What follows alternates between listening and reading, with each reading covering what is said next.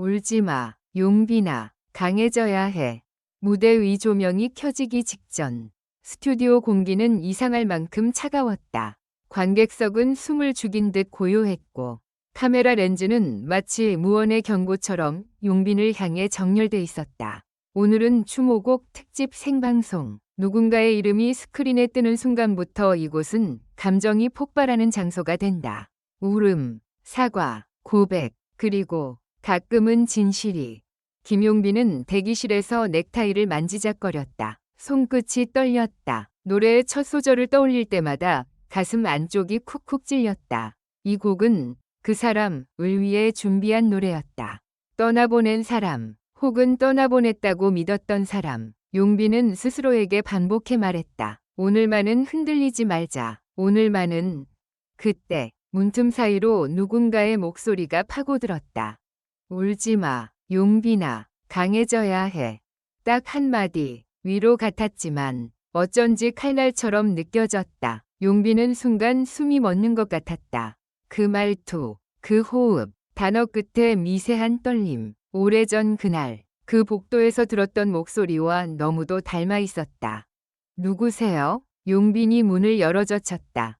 복도엔 아무도 없었다. 단지 붉은 촬영등이 깜빡였고 스태프들이 지나가며 바삐 무전기를 쥐고 있었다. 마치 방금의 목소리가 존재하지 않았던 것처럼.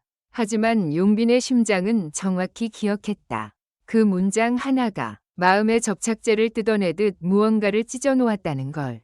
무대는 시작됐다. 스크린엔 추모 영상이 흐르고 피아노 전주가 한 방울씩 바닥에 떨어지는 물처럼 조용히 흘렀다. 용빈은 마이크를 잡고 관객을 바라봤다. 관객의 눈가도 붉었다. 모두가 아는 이야기, 모두가 공유하는 상실. 그 상실이 오늘 밤 노래라는 그릇에 담겨 흘러넘칠 예정이었다. 첫 소절. 용빈은 흔들리지 않으려 애썼다. 그런데 두 번째 소절을 앞두고 모니터 화면 오른쪽 하단에 아주 작은 글자가 번쩍였다. VTR 2번, 대기. 원래 없는 큐였다. 오늘 구성표엔 VTR 1번만 있었다.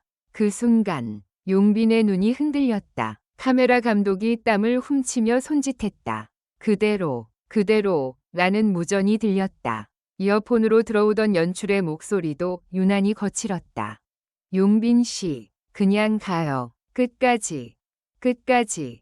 용빈은 다시 노래를 붙잡았다. 하지만 이상했다. 전주와 반주 사이 어딘가에서 다른 소리가 들리는 느낌이었다. 마치 누군가가 뒤에서 낮게 따라 부르는 듯한 숨소리 같은.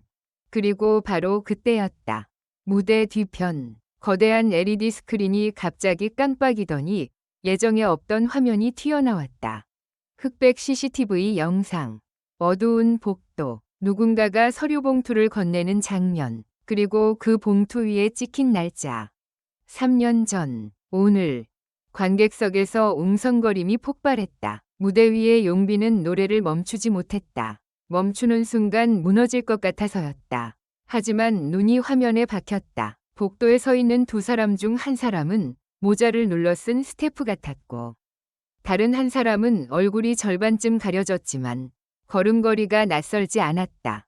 용빈의 목이 마르기 시작했다. 저 사람, 설마.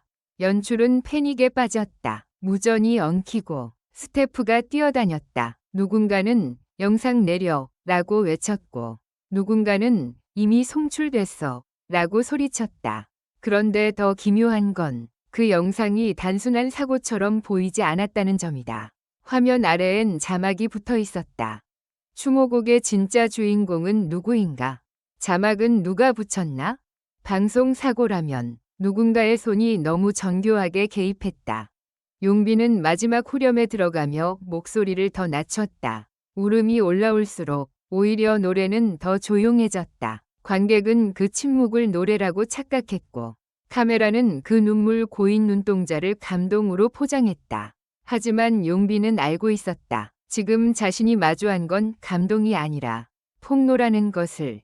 곡이 끝나자 객석은 기립박수를 쏟아냈다. 누군가는 용빈아를 외쳤고 누군가는 손수건을 흔들었다. 그 찬사는 따뜻했지만 용빈의 등줄기는 차가웠다. 그때 스피커에서 또렷한 목소리가 흘러나왔다.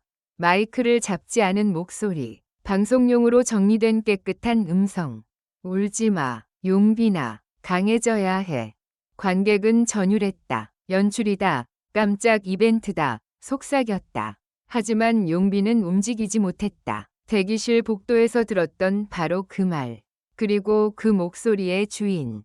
용빈은 고개를 천천히 돌려 무대 뒤를 바라봤다. 검은 커튼 사이로 한 사람이 걸어 나왔다.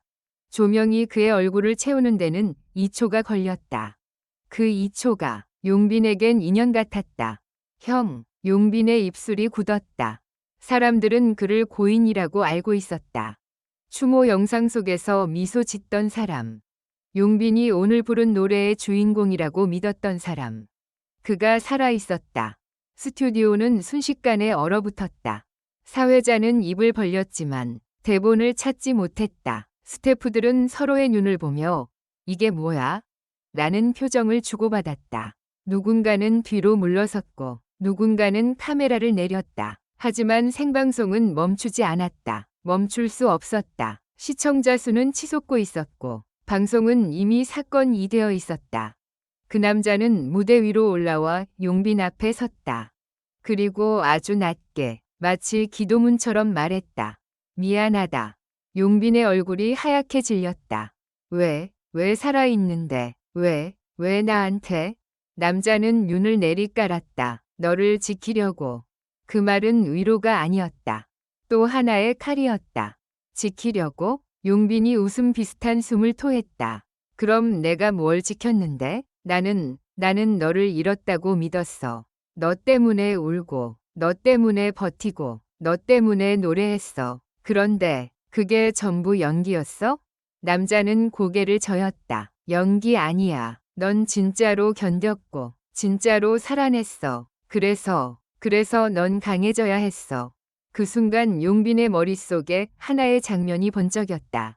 CCTV 영상 속 서류 봉투, 날짜. 그리고 그 봉투를 건넨 사람이 스태프가 아니라 어떤 계약의 중개인 같았다는 느낌. 혹시 용빈이 숨을 삼켰다. 그날, 그 사고, 진짜 사고 아니지? 남자의 침묵이 대답이었다. 진실은 짧게 터져 나왔다. 남자는 누군가에게 쫓기고 있었고 그로 인해 가짜 사망이 만들어졌다. 그 과정에 방송국 내부 인원이 연루되었고 그 대가로 거액의 계약과 침묵이 거래됐다. 그리고 그 희생양으로 선택된 사람이 용빈이었다. 널 가장 믿을 만한 사람으로 만들려면 남자는 떨리는 목소리로 말했다. 널 가장 아프게 해야 했어.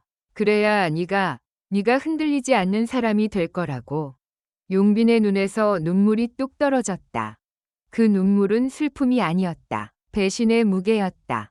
울지 마, 용빈아. 용빈이 비웃듯 따라했다. 강해져야 해? 그 말을 그렇게 쉽게 해? 그때 무대 뒤에서 누군가가 뛰쳐나왔다. 한 스태프가 손에 USB를 들고 얼굴이 창백했다. 그는 카메라 앞에서 떨리는 손으로 USB를 들어 보이며 외쳤다. 여기 다 있어요. 오늘 송출된 CCTV도, 원본도, 그리고 그 계약서도. 스튜디오가 다시 한번 요동쳤다. 사회자가 다급히 방송을 수습하려 했지만 이미 늦었다. 관객은 들끓고 무전은 폭발했고 카메라는 본능처럼 진실을 쫓았다. 용빈은 그 USB를 바라보며 마치 칼을 보는 사람처럼 굳어 있었다. 그 안에 무엇이 있든 이제 되돌릴 수 없는 선을 넘었다는 걸 알았다. 하지만 동시에 이제야 자신이 왜 늘 누군가에게 강해져야 한다는 말을 들어야 했는지도 이해했다. 그들은 용빈을 강하게 만든 게 아니었다. 용빈의 마음을 부수고 그 조각을 이용해 이야기를 만들었다. 결론적으로 이 글은 재미를 위한 것이며 현실에 기반한 것이 아닙니다. 비판적인 시각으로 읽고 생각해 주시기 바랍니다.